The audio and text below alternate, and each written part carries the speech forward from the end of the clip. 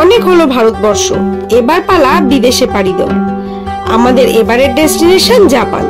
সেখানে গিয়ে কি কি দেখবো, কি কি খাবো আর কত খরচ পড়লো সবটাই রইলো তোমাদের জন্য। আর হ্যাঁ, যারা আমাদের channel travel with moms creation এখনো সাবস্ক্রাইব করোনি তাদের উদ্দেশ্যে বলছি, প্লিজ বন্ধুরা চ্যানেলটা সাবস্ক্রাইব করে আমাদের পাশে থেকো।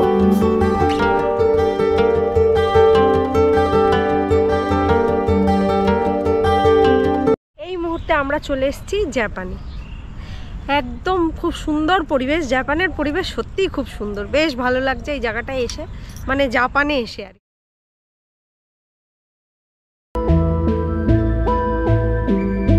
আমরা আজ বাইকেই রওনা দিলাম।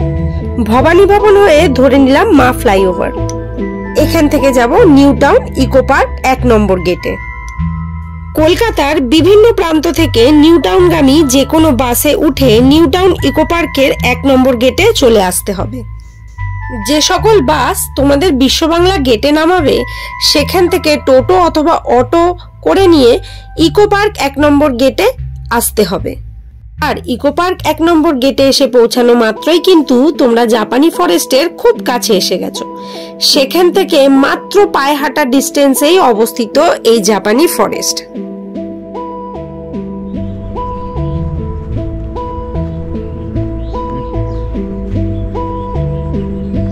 এই মুহূর্তে আমরা চলে এসেছি জাপানে। একদম খুব সুন্দর পরিবেশ, জাপানের পরিবেশ সত্যিই খুব সুন্দর, বেশ ভালো লাগছে এই জায়গাটায় এসে, মানে জাপানে এসে আর কি। আর এই জাপানে আসতে আমার আর রাজার দুজনের মিলে খরচা পড়েছে রাস্তায় 100 টাকা। আর গেটে একটু এই জাপানের এই পার্কের ভেতর ঢুকতে একটু টিকিট কাটতে লাগে, তো সেখানে দুজনের টিকিটের দাম লেগেছে 60 টাকা। এটা হচ্ছে গরিবের জাপান। জাপানে যেতে সম্ভব না হলে টুক করে যে কোনো একটা ছুটির দিন, মঙ্গলবার থেকে রবিবার যে কোনো একটা ছুটির দিন টুক করে চলে আসবে বাচ্চা কাচ্চা ফ্যামিলি নিয়ে, জাপান ঘুরে যাবে, জাপানের ফিল নিয়ে যাবে। কৌতূহলী মন নিশ্চয়ই জানতে ইচ্ছা করছে যে প্রিয়াঙ্কা আর রাজা কি করে 160 টাকা খরচা করে জাপানে চলে গেল। তাই তোমাদের উদ্দেশ্যে বলছি, জাপান বলতে এটা কিন্তু একবারে প্রপার জাপানে নয়, আমাদের কলকাতাতেই তৈরি হয়ে গেছে একফালি জাপান, মানে যেখানে আসলে তোমরা ওরকম একটা হালকা ফুলকা ফিল পাবে। আর এটা হচ্ছে ইকো পার্ক 1 নম্বর গেটে, মানে ইকো পার্কের 1 নম্বর গেট দিয়ে সোজা এসে ফার্স্ট রাইট টার্ন ছেড়ে সেকেন্ড রাইট টার্ন নেবে, নিলেই কিন্তু এই জাপানি ফরেস্ট তৈরি হয়ে গেছে আমাদের জন্য, গরিবদের জন্য। দেখো ঢুকতে ঢুকতেই চোখে পড়ে গেল জাপানি স্টল।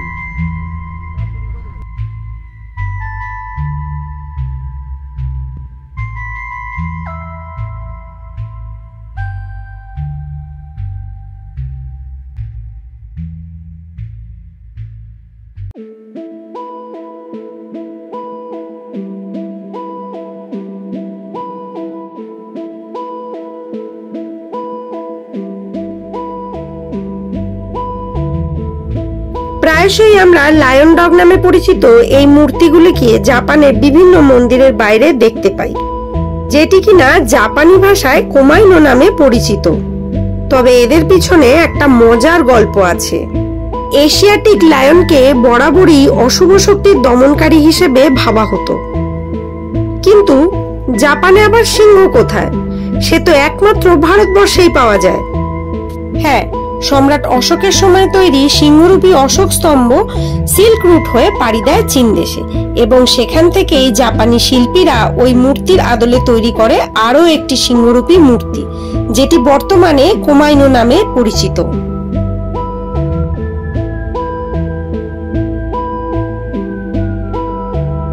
এই জাপানি ফরেস্টের ভেতরে ঢোকা মাত্রই চোখে পড়বে বৌদ্ধদেবের এই সুন্দর মূর্তিটি। চারপাশের পরিবেশটা কিন্তু খুব সুন্দর, একেবারে নিরিবিলি, শান্ত আর অনেকটা বড় জায়গা নিয়ে তৈরি করা এই জাপানি ফরেস্ট। ভেতরে এরকম একটা ওয়াটার বডি করা রয়েছে, আর যেটার উপরে হাঁটার রাস্তাটা কিন্তু টোটালি কাঠের আর জিগজ্যাগ ওয়েতে করা রয়েছে। বলা হয় এতে নাকি মাইন্ডটা অনেকটাই ফ্রেশ থাকে।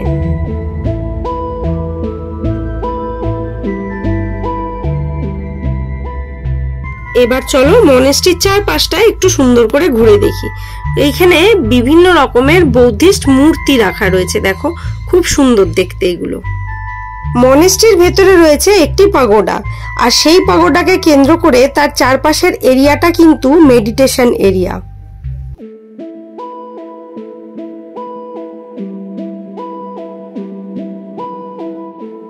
মনেস্ট্রির ভেতরটা খুব সুন্দর করে সাজানো, আর এর ভেতরে ঢোকা মাত্রই একটা অদ্ভুত শান্তি অনুভব করা যায়। মনেস্ট্রির ভেতরে বাহাতে এরকম প্রেয়ার হুইল দেখতে পাবে। বলা হয় প্রেয়ার হুইলের মধ্যে কিছু শুভ মন্ত্র লেখা থাকে, যা হাত দিয়ে ঘোরানো মাত্রই পরিবেশের মধ্যে মন্ত্রগুলো ছড়িয়ে পড়ে, আর তাতে করে পরিবেশের সমস্ত নেগেটিভ এনার্জি কিন্তু কেটে যায়।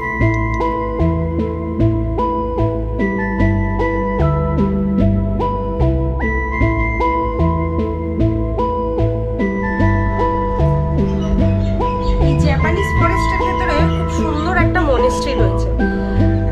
এত ভালো লাগছে এই জায়গাটা দেখতে যে মানে মনে হচ্ছে যে একদম সত্যি কোনো মনেস্ট্রিতেই পৌঁছে গেছি। তো মনেস্ট্রিটাও খুব সুন্দর, ভেতরে অনেক কিছু রয়েছে, সেটা আমরা তোমাদেরকে গেট দিয়ে দেখাতে পারবো না, জানলা দিয়ে দেখাবো।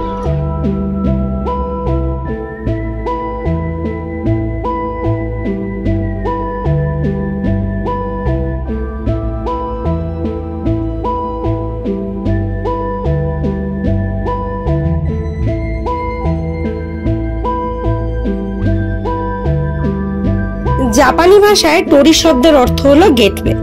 বলা হয় এই গেটওয়ের ওপারে সমস্ত শুভ শক্তি বসবাস করে, আর এই মুহূর্তে আমরা পাস করছি সিরিজ অফ টোরির মধ্যে দিয়ে, যাতে সমস্ত নেগেটিভ এনার্জি থেকে বেরিয়ে যেতে পারি।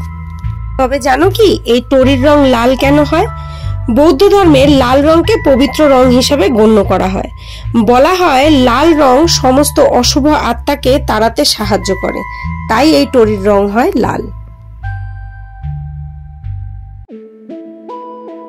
কলকাতার কোলাহলের মধ্যে তৈরি হয়ে যাওয়া এই জাপানি ফরেস্টের মনেস্ট্রিটা সত্যিই খুব শান্তি।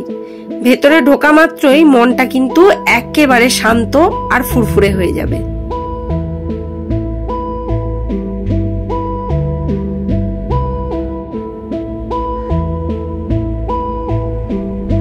বৌদ্ধিস্টদের মধ্যে এই পতাকাগুলোয় বুদ্ধদেবের বাণী লেখা থাকে, এবং হাওয়ার সঙ্গে সঙ্গে এই পতাকাগুলো ফ্লো করে, আর তার সঙ্গে সঙ্গে এই বাণীগুলো সারা পরিবেশে ছড়াতে থাকে।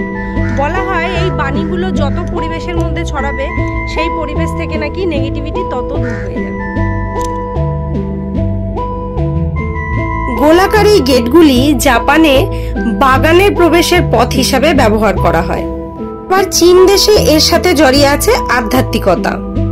জানো কি বারমুড়ায় নবদম্পতিকে প্রবেশ করানো হয় এই মুন গেট দিয়ে, সুখী জীবনের কামনার্থে। রেস্টুরেন্টে ঢোকার মুখে এরকম খুব সুন্দর বাঁশ দিয়ে ডেকোরেশন করা, আর প্রত্যেক কটার ভেতরে লাইট লাগানো আছে, মানে সন্ধ্যেবেলা পরিবেশটা কিন্তু দারুণ।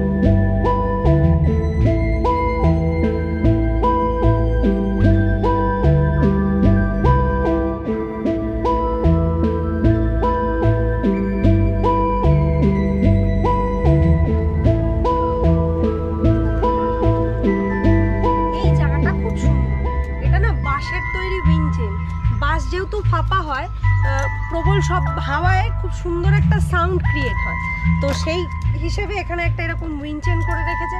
আর বাঁশ দিয়ে তো বাঁশই তৈরি হয়, তার কারণই ওটা যেহেতু বাঁশের মিডলটা ফাঁকা থাকে, সাউন্ড খুব সুন্দর রিফ্লেক্ট করে ক্রিয়েট হয়, সেই কারণে এখানেও কিন্তু খুব সুন্দর করে একটা এরকম উইনচেন তৈরি করা।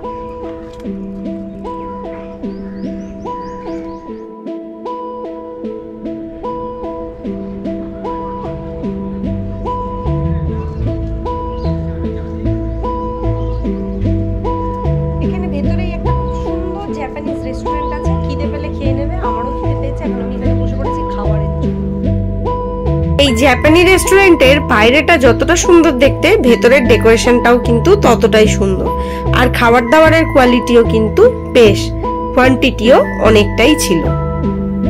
অর্ডার করেছিলাম একটা ফুল প্লেট এগ চাও, দাম পড়েছিল 240 টাকা, আর মেয়ের জন্য নিয়েছিলাম প্রন সুশি, 6 পিস ছিল, তার দাম পড়েছিল 340 টাকা। তাহলে কেমন লাগলো কলকাতার মিনি জাপান? আমার তো দুর্দান্ত লেগেছে, আবার যাওয়ার আশা রাখলাম। আর এই ভিডিওটা দেখে আশা রাখলাম আমার ভিউয়ার্সরাও জাপানি ফরেস্ট ভিজিট করে আসবে। কেমন লাগলো অবশ্যই কিন্তু কমেন্ট সেকশনে জানাবে। সকলে ভালো থাকবে, আবার দেখা হবে নতুন কোনো ডেস্টিনেশন ব্লগে। আজকের ভিডিও এই অবধি, টাটা।